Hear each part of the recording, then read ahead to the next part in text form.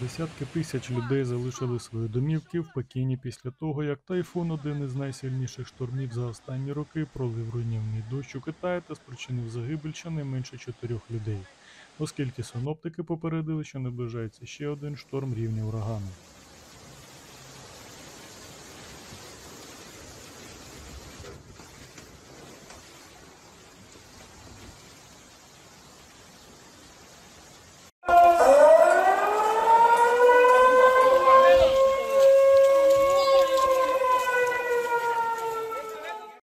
Як і більшість країн світу, цього літа Китай страждає від екстремальних погодних явищ. Цього року хвилі спеки опалили Китай раніше, ніж зазвичай, у той час, як у всьому світі були встановлені рекорди щодо глобальних температур, тепла океану та втрати морського льоду.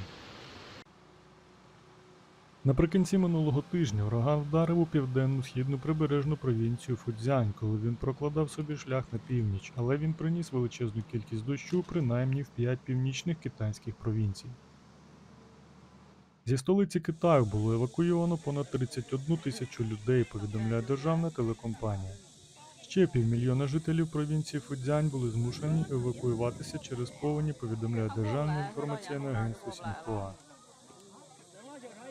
За даними агентства Сіньхуа, відомо про 2 загиблих в результаті шторму в Пекіні, а ще про 2 загиблих було зафіксовано в північно-східній провінції Ляонін.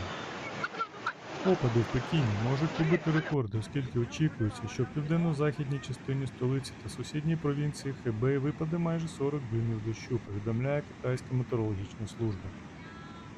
Очікується, що сильні зливи триватимуть, посилюючи занепокоєність щодо небезпечних повеней із суїв. 9 районів Пекіну оголосили червоний рівень попередження про зливу, найвищий у механізмі попередження країни, тоді як в інших частинах метеосигнал був знижений до 2-го за величиною рівня. Щонайменше 95 інших попереджень про погоду було видано по всій країні. Через сильну зливу в столиці тимчасово закрили декілька залізниць і автомагістралей, школи також залишились закритими, а людям наказано залишатися вдома. Цей тайфун є найпотужнішим тайфуном, який обрушився на Китай, і найсильнішим штормом, який обрушився на Фуцзянь після тайфуну Саомі в 2006 році, повідомляє портал на основі попередньої інформації.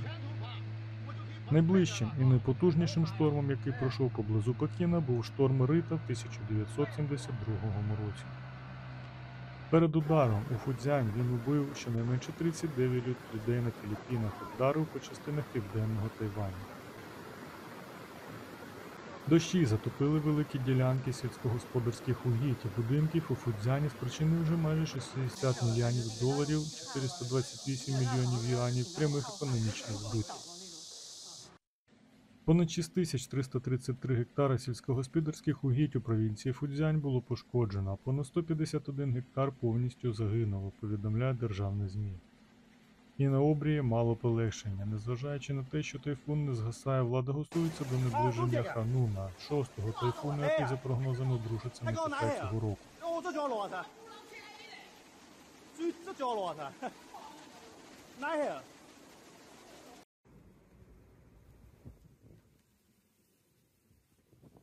Синоптики очікують, що штормові хвилі вразять прибережні райони східної провінції Чжезянь, оскільки тайфун Ханун наближається, що спонукає місцеву владу активувати найнижчий із 4 рівнів реагування на надзвичайні ситуації, повідомляє Сіньхуа.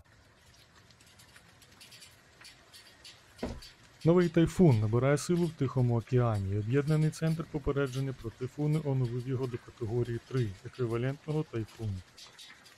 Прогнозується, що протягом наступних 2 днів він наблизиться до південних японських островів Окінава та почне повільно повзти через Східно-Китайське море.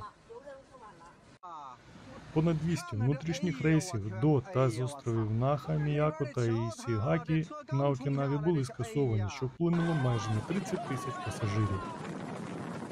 Азія найбільший густонаселений континент у світі, розраховується зі смертельними наслідками екстремальної літньої погоди, оскільки країни терплять жару та рекордні мусонні дощі. Тоді як більша частина північно-східного Китаю затоплена дощами, сусідній Корейський півостров страждає від смертоносної спеки. Згідно з даними, оприлюдненими в неділю Корейським агентством з контролю та профілактики захворювань, щонайменше 10 людей померли від захворювань, пов'язаних із спекою, коли Південна Корея охоплена спекотною хвилею, яка принесла в деякі частини країни найвищі температури за цей рік. Лише 2 тижні тому проливний дощ у Південній Кореї вбив щонайменше 41 людину через суви та раптові повені, в тому числі щонайменше 13 людей загинули через затоплений підземний перехід, який застряг у пастці транспортних засобів у зливі. Цими вихідними загалом 1015 людей перенесли захворювання, пов'язані зі спекою, які визначають як тепловий удар, теплове виснаження, теплові судоми, тепловий синкопе та тепловий набряк.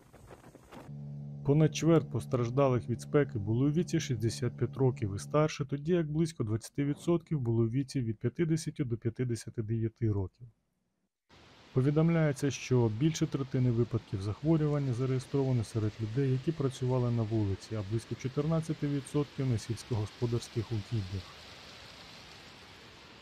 З кінця місяця попередження про хвилю спеки поширились на більшу частину країни, і температура на вихідних підскочила до 33-39 градусів за Цельсієм. Це приблизно від 91 до 102 градусів за Фаренгейтом. Низка міст повідомлена про найвищі денні температури за цей час. За даними Корейського метеорологічного управління, у місті Кенджу температура досягла 36,8 градусів Цельсія, 98,24 Фаренгейта, а в окрузі Чонсон температура досягла 36,1 градуса Цельсія, що дорівнює 96,98 градусів Фаренгейта.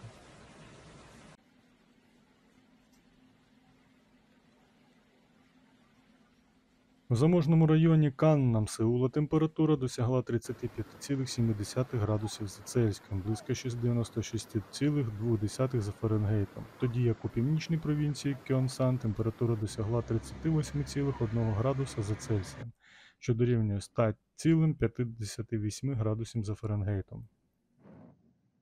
Попередження про хвилю спеки залишається в силі, що сигналізує про те, що максимальна денна температура становитиме 35 градусів за Цельсієм або вище протягом більше 2 днів поспіль.